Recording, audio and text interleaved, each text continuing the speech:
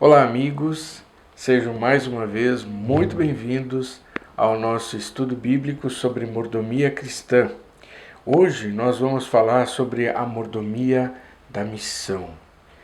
A missão que Jesus nos deu, nós vamos ver a seguir, e que um dia Ele vai pedir contas para nós, do que nós fizemos nesse mundo enquanto missionários, servos dele. Mas eu queria iniciar falando aqui desse livro Parceiros na Missão, do Major Mário Wilson Souza, e ele dá aqui algumas pinceladas na introdução sobre o que é missão. Ele diz assim: no pensamento missiológico do apóstolo João, adoração e serviço ao próximo não podem ser separados. Aquele que possuir recursos desse mundo e vir a seu irmão padecer necessidade e fechar-lhe o seu coração, como pode nele permanecer o amor de Deus? Isso está na primeira carta de João, capítulo 3, verso 17. Segue o major dizendo: nesse sentido, o amor a Deus e a solidariedade ao outro caminham lado a lado.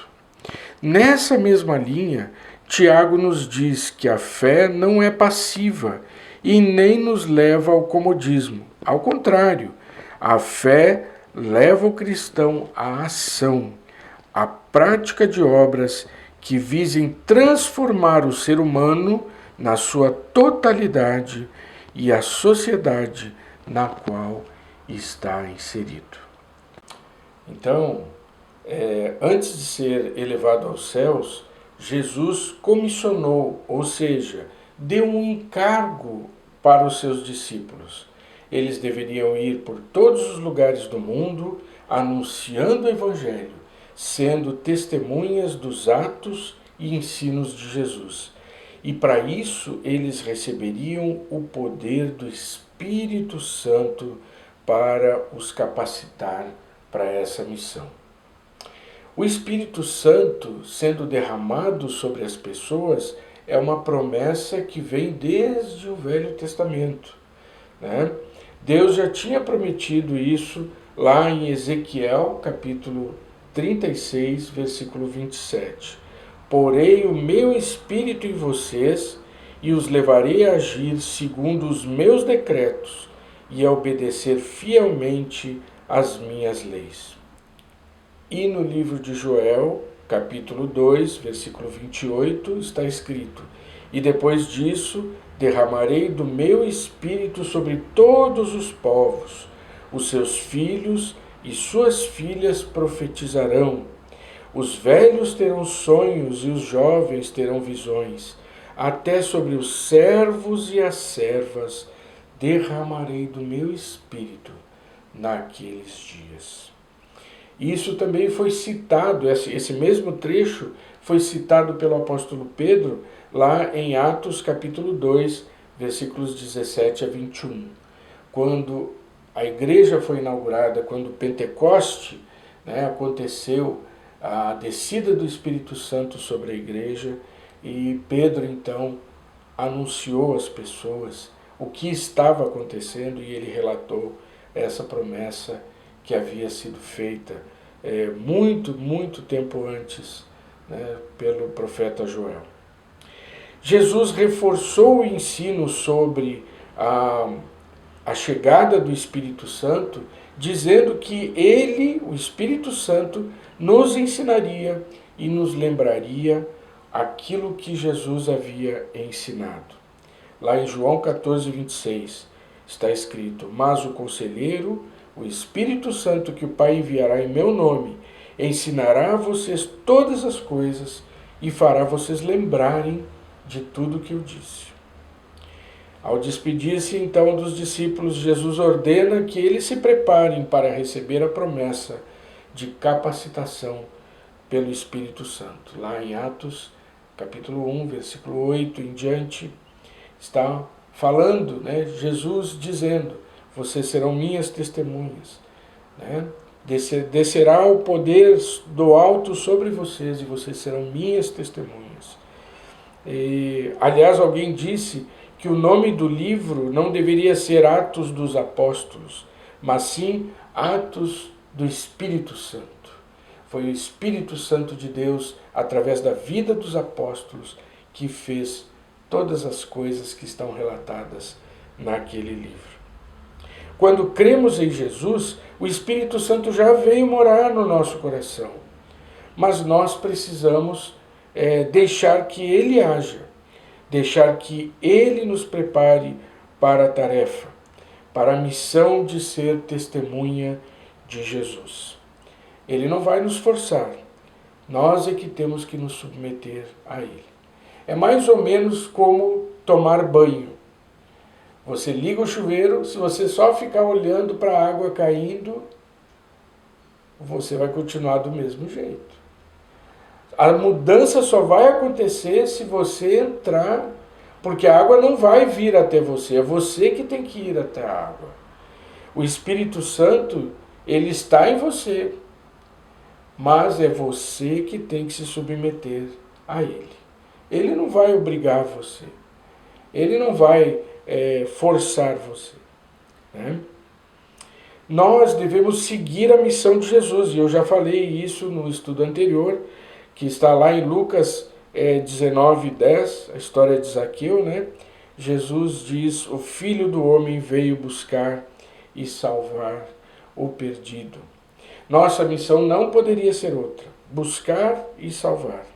Tudo o que fazemos, toda a ajuda que damos, todo o bem que nós procuramos semear, toda a justiça pela qual lutamos, tem um objetivo apenas: mostrar que Deus se importa e que Ele deseja um caminho melhor para a humanidade.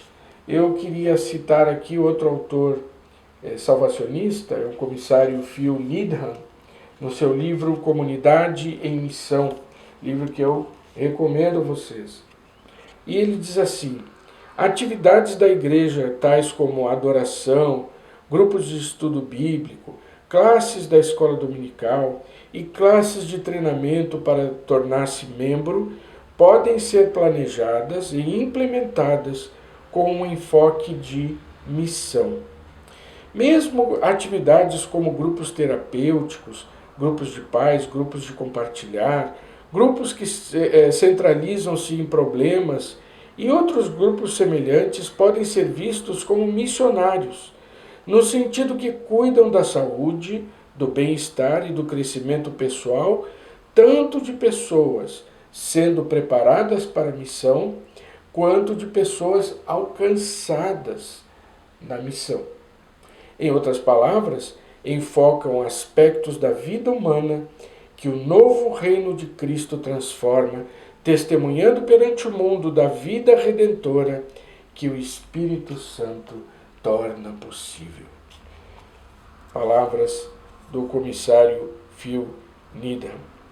Então, temos falado na mordomia do nosso corpo, temos falado na mordomia da mente, dos bens, das oportunidades, da nossa influência, e tudo isso existe para nos levar a cumprir a missão, sendo testemunhas de Jesus, do que Ele diria, do que Ele faria. Jesus fala com as pessoas através de nós.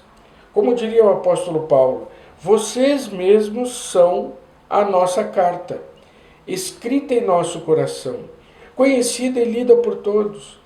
Vocês demonstram que são uma carta de Cristo, resultado do nosso ministério, escrita não com tinta, mas com o Espírito do Deus vivo, não em tábuas de pedra, mas em tábuas de corações humanos. 2 Coríntios, capítulo 3, versos 2 e 3. Será que nós nos importamos, afinal?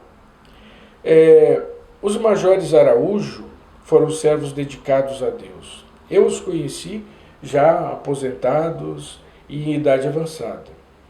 Mas eles não tinham qualquer problema ao encontrar as pessoas, às vezes por mais de uma vez, e fazer a mesma pergunta: você já conhece a Jesus como seu verdadeiro Salvador?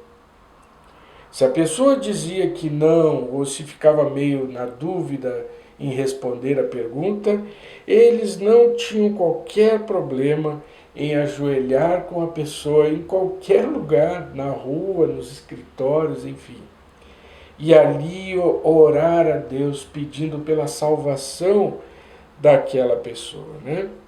Quando eles encontravam alguém da igreja, alguém do Exército de Salvação, uniformizado, ou algum irmão de uma outra igreja, eles perguntavam: como vai a sua alma?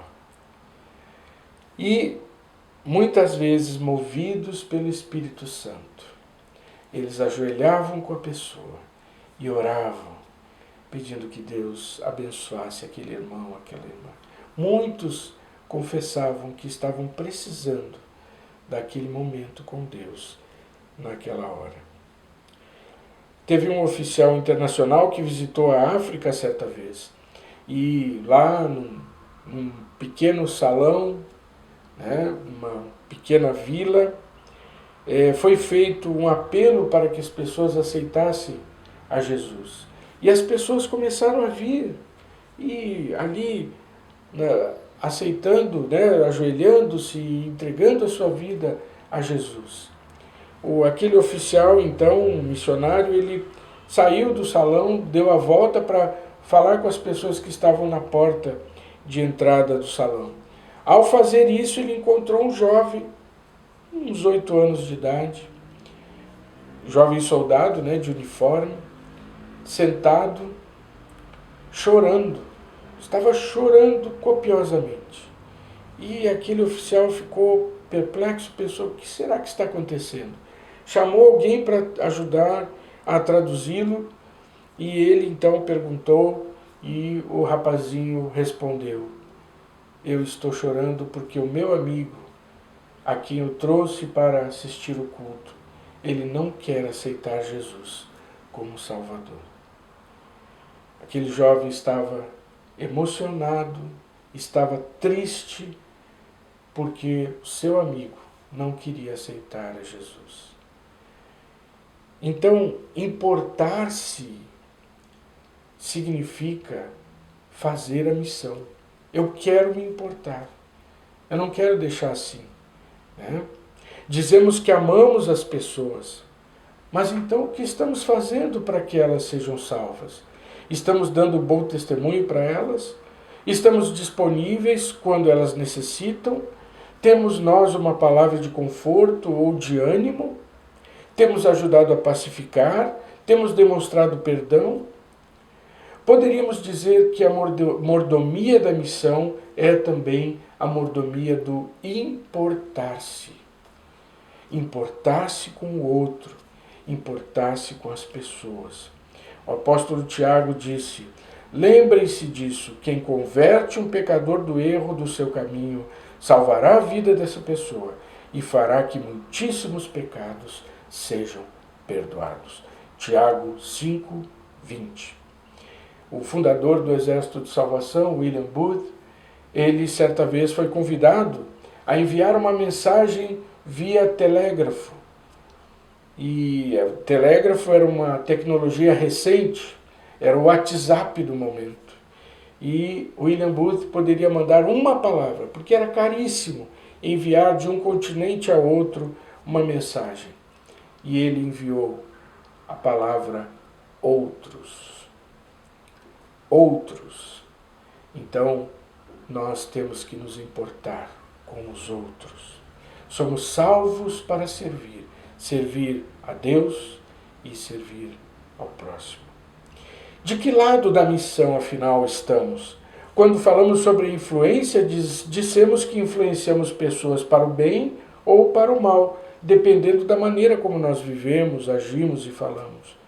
Você já avaliou quanto a sua presença traz paz, alegria e bom clima ao ambiente? Ou será o contrário? Quando você chega, acaba a paz. Tudo fica mais sombrio. As pessoas se tornam silenciosas, se tornam infelizes. Será que está sendo assim? Veja o que é dito do rei Jorão, por exemplo, um rei malvado de Judá. Só fez o que era mal. Morreu sem deixar de si saudade alguma. Segundo livro de Crônicas, capítulo 21, versículo 20. Dorcas, uma mulher piedosa que residia em Jope, as pessoas falavam dela o quanto se esforçava para fazer o bem, para colocar o amor de Deus de maneira prática, vestindo pessoas necessitadas, apoiando e ajudando a todos que podia. A história dela está registrada em Atos capítulo 9, versículos 36 a 39. Jesus curou um homem que estava possuído de espíritos malignos. Ele vivia nos túmulos, se cortava, ele vivia lá desenterrando mortos. Quando Jesus chegou lá para esse homem e o libertou, ele então voltou à sanidade, voltou a ser uma pessoa sadia. E ao ir embora, Jesus, aquele rapaz então suplicou: deixa-me ir contigo, mestre. E Jesus disse: não, vai para tua casa, vai para os teus amigos, para a tua vizinhança lá, e vai falar do que Deus fez na tua vida. E ele foi. E está escrito lá em Marcos, a história dele está escrita em Marcos capítulo 5, versículos 1 a 20. Ele foi e anunciou ao milagre da sua vida na sua cidade e nas cidades vizinhas. Nós fomos libertos por Jesus de tantos espíritos maus, dos vícios, do orgulho, da mentira, do ódio, de tantas coisas ruins. Jesus nos libertou. E agora ele pede que nós falemos às pessoas, nós contemos a todos o que ele fez por nós. Aí você me pergunta: mas Major, como eu posso cumprir a missão? Em primeiro lugar, buscando o Espírito Santo. Lá em 1 Coríntios 12, 31, o apóstolo Paulo diz: entretanto, busquem com dedicação os melhores dons. E o capítulo seguinte, que é o capítulo 13 de 1 Coríntios, fala sobre a excelência do amor, o amor como dom supremo. Nós temos que buscar o Espírito Santo de Deus. Jesus diz assim: se vós que sois maus, sabeis dar boas dádivas aos vossos filhos, quanto mais o Pai Celestial dará o Espírito Santo àqueles que lhe pedirem. Lucas 11, 13. Quer dizer, se nós pedirmos que o Espírito Santo participe da nossa vida, então nós vamos ter isso. Outra maneira é conhecendo a Bíblia. Por mais que as nossas ações vão influenciar as pessoas a conhecer a Jesus, vai chegar um momento em que nós vamos ter que explicar para elas como é a obra salvadora de Jesus. Como é que a Bíblia mostra que é necessário que nós entreguemos a nossa vida a Jesus. Se você não conhece isso, se você não sabe explicar isso, você não vai poder ajudar as pessoas. Então, você precisa de conhecimento bíblico. Você precisa aprender mais sobre a Bíblia. Em terceiro lugar, participar da igreja. Agora estamos em tempo de isolamento, então participar da igreja é uma coisa muito mais vaga, Mas não impede da gente estar em ação na igreja, colaborando com nossas ofertas, nossos dízimos, colaborando com aquilo que a gente sabe fazer e pode fazer, se dispondo, participando. indo e colaborando com os esforços de pregação e de apoio à comunidade que a igreja faz. E também, por último, preparando-se a cada dia. Como é que me preparo?